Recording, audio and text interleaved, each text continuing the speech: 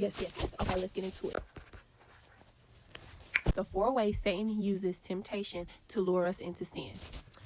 In step 1, Satan identifies a desire inside of you.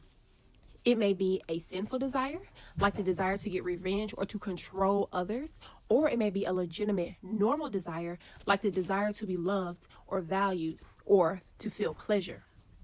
Temptation starts when Satan suggests with a thought that you give into an evil desire or that you fulfill a legitimate desire in a wrong way or at the wrong time. Always beware of shortcuts. They are often temptations. Satan whispers, "You deserve it. You should have it now. It will be exciting, comforting, or make you feel better." We think temptation lies around us.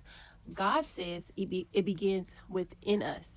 If you didn't have the internal desire, the temptation could not attract you. Temptation always starts in your mind, not in circumstances. Jesus said, "For from within, out of a person's heart, come evil thoughts, sexual immorality, theft, murder, adultery, greed, wickedness, deceit, eagerness for lustful pleasure, envy, slander, pride, and foolishness. All these vile things come from within." James tells us that there is a whole army of evil desires within you. Okay, so the first way is that it begins with a thought, a desire that we've already had inside of us, and he tries to manipulate that thought to get us to like meditate on that thought, to think about that thought, right? Okay, so step 2 is doubt. Satan tries to get you to doubt what God has said about sin. Is it really wrong? Did God really say not to do that? Does God want me to be happy? The Bible warns, watch out. Don't let evil thoughts or doubts make any of you turn from the living God.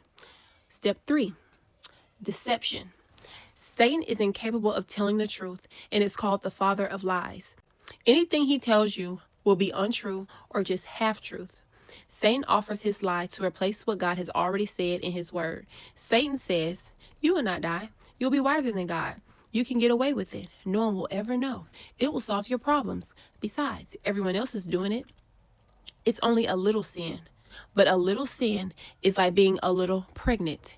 Eventually, it'll show itself. Step 4 is disobedience. You finally act on the thought that you've been toying with in your mind. What began as an idea gets birthed into behavior. You give into whatever got your attention, you believe Satan's lies, and fall into the trap that James warns about.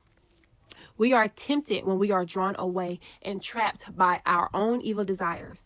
Then our evil desires conceive and give birth to sin. And sin, when it is full grown, gives birth to death. Do not be deceived, my dear friends. So, the 4 ways that Satan tries to use temptation to lure us into sin. The first step is identifying the desires inside of you. Step 2 is doubt. Satan tries to get you to doubt what God has said about the sin. Step 3 is deception. Satan is incapable of telling the truth. That's why he's called the father of lies. Anything he tells you is untrue or just a half-truth. Step 4 is disobedience. You finally act on the thought that you have been toying with in your mind.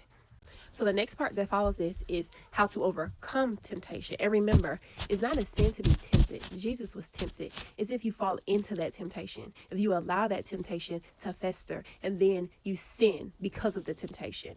Now, the next part goes into how to overcome the temptation. And if you guys want me to read that for us to talk about it, let me know in the comments. And if this blessed you, please save it and please share it. And I'll see y'all in the next video. Bye.